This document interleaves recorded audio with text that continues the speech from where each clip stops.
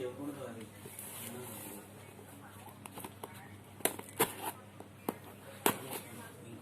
ఇంకోటి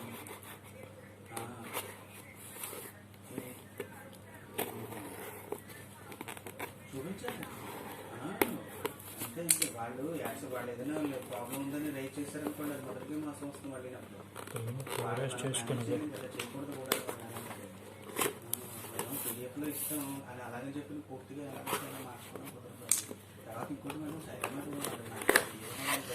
తీసుకున్నారనుకోండి, తర్వాత మాకు కనెక్ట్ చేసుకున్నాం.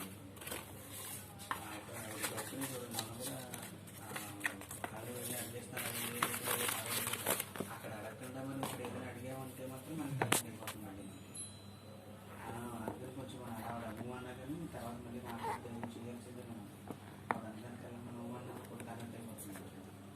దాని ప్రొసీజర్ ప్రకారం మీరు రెగ్యులర్గా చూస్తున్నారు కాబట్టి ఆ ప్రొసీజర్ అప్డేట్ చేసినప్పుడు మీకు ఇబ్బంది లేకుండానే చూసుకోవాలి మనం. అందులో మనం ఎందుకంటే రిఫరెన్సెస్ అనేది బ్యాడ్ నేమ్ రాకూడదు కదా. అది వాళ్ళు ఏదైనా మ్యానిపులేట్ చేశారు అన్నమాట. అంతే కదా అది.